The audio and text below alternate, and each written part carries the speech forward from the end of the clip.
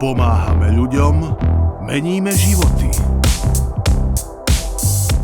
Ľuďom bez strechy nad hlavou po ničivej explózii v Bejrúte sme poskytli krízovú humanitárnu pomoc.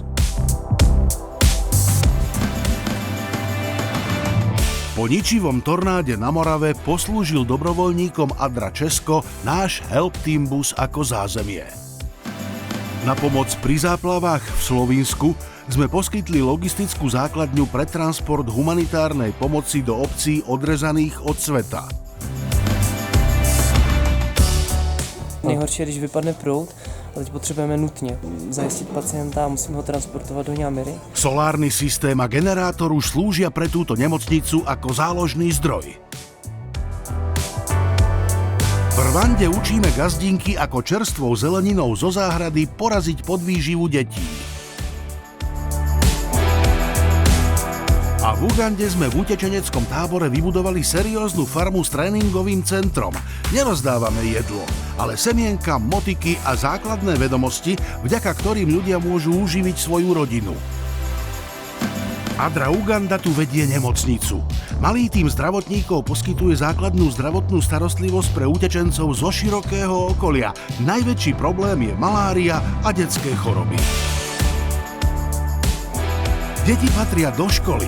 Cez program Help Kids si aj vy môžete na diaľku adoptovať školáka, sponzorovať mu vzdelanie a tým dať jednému z detí budúcnosť.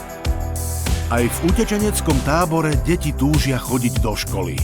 V tejto škole dostávajú vďaka nášmu programu okrem vzdelania aj teplý obed, pretože s prázdnym brúškom sa zle učí.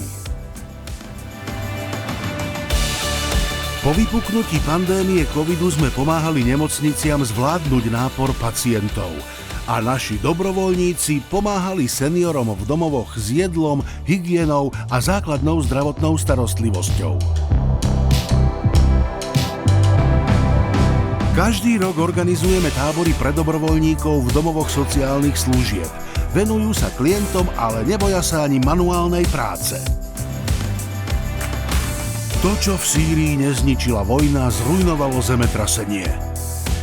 Vybudovali sme nový vodovod, ktorý obnovil dodávku vody pre 35 000 ľudí. Máme tu vodu a dokonca je pitná. Aj v Libanone je problém s vodou.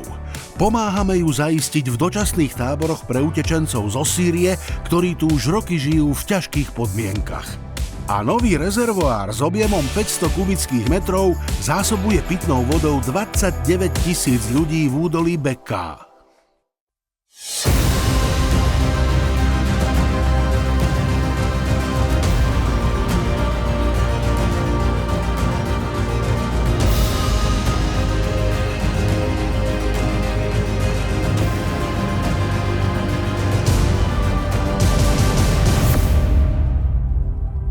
Od prvých dní konfliktu na Ukrajine naši dobrovoľníci pomáhali ľuďom na hraniciach vo Vyšnom Nemeckom a v centre pomoci v Michalovciach. Poskytovali sme im zázemie, aby si mohli oddychnúť, najesť sa, venovali sa deťom.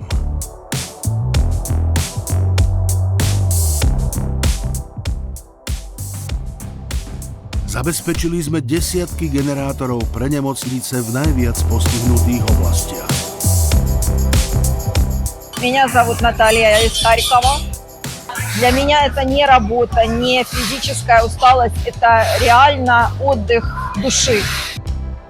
Никакие психотерапевты не помогут так, как вот этот склад, вот эта работа, вот это общение.